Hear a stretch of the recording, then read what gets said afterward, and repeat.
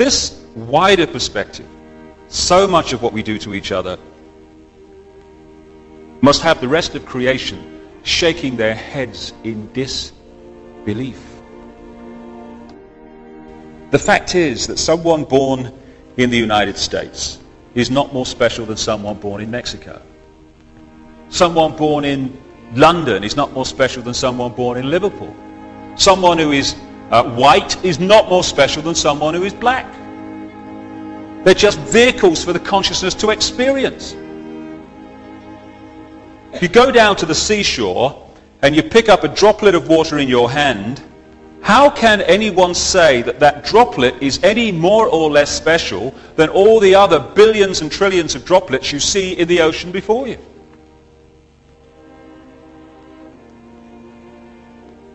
So when I began to understand all this and appreciate this other explanation to dogmatic religion and this world is all there is science, I started to ask a few questions of this situation. Like, how come that this explanation, at the very bottom line least, is as credible as the other two?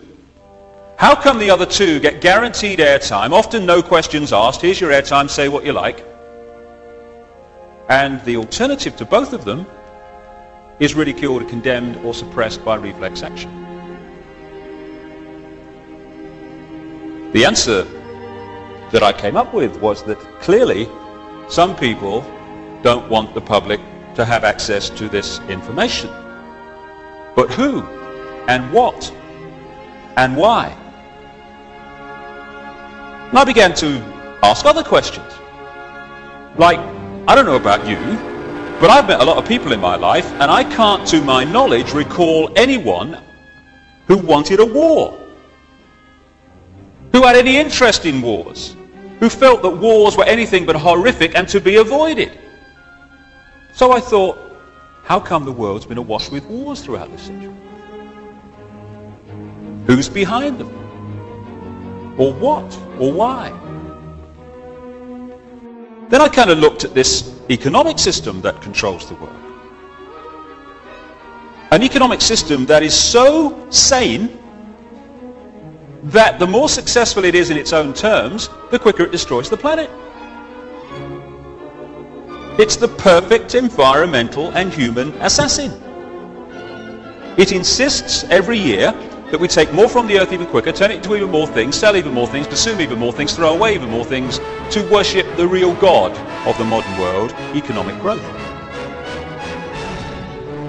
It insists that every year 20% of the people of the world consume 80% of the resources, while leaving the other 80% to get by on the other 20%. Crazy. Of course it is. But that's the economic system, take, make and throw away, that controls your life and mine. And that of 6 billion people nearly. So I thought, what's behind this self-destruction? Or who and why? I started to look at some of the other conventional wisdom that we pass on from generation to generation as the only way of doing things in this world. The wisdom that says, even though the economic system that I've just described is dismantling this planet, you ask a politician of any party anywhere in the world, what do we do to get out of this environmental situation? And they will say we must have more growth to raise the money to spend on the environment. If I said to you the way to put out a fire is to pour more petrol on it, you'd say he's out of his mind. But that's what the politicians are saying when they say about more growth to sort out the environment. It's conventional wisdom that it's fine to treat animals as mere commodities, to be made as fat as possible, as quick as possible, on as little food as possible. To condemn every year billions of animals to a lifetime of pain, fear and suffering in the name of economics. You're sane if you judge your success in healthcare not by how many people are healthy, but by how many diseased people you manage to treat. We're treating more patients than ever before. Why? Why are so many people ill? It's conventional wisdom that rising house prices are a sign of economic success when thousands are homeless because they can't afford them. You're sane if you think it's fine to support a system that is so successful that every year it turns out more suicide, alcoholism, drug taking, homelessness, pain, stress, fear and suffering in all its forms. We'd be in real trouble if this system wasn't working, wouldn't we? That is sanity. But it's the ultimate insanity. So who's behind it? Or what and why? I began to realize too that against the background of this utter self-destruction, on this same planet is stunning wisdom.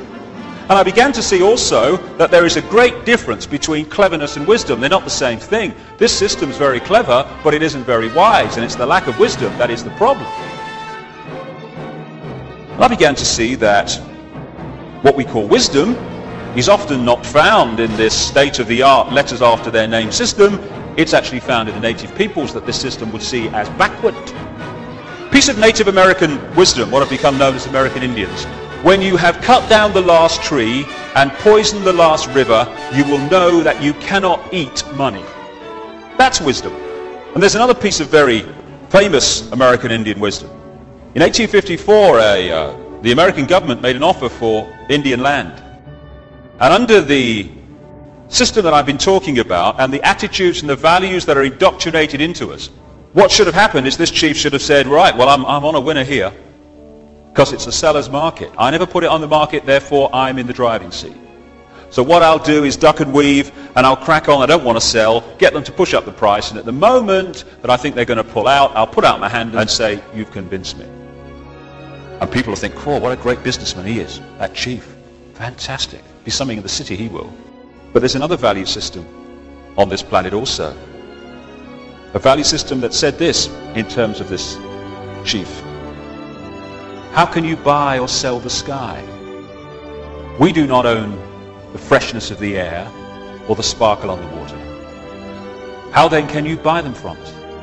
Every part of the earth is sacred to my people, holy in their memory and experience. We know the white man does not understand our ways. He's a stranger who comes in the night and takes from the land whatever he needs. The earth is not his friend, but his enemy. And when he's conquered it, he moves on. He kidnaps the earth from his children.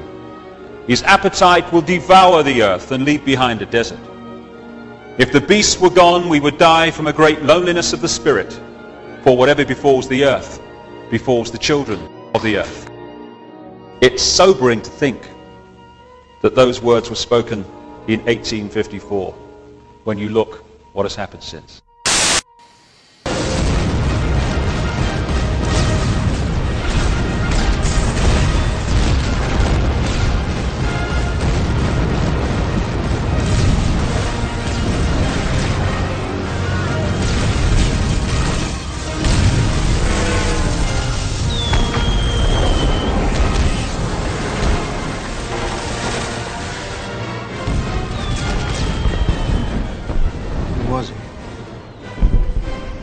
Who's Edmund Dantes? And who's my father?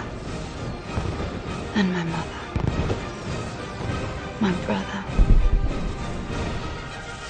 My friend? Who is you? And me? Who's all of us?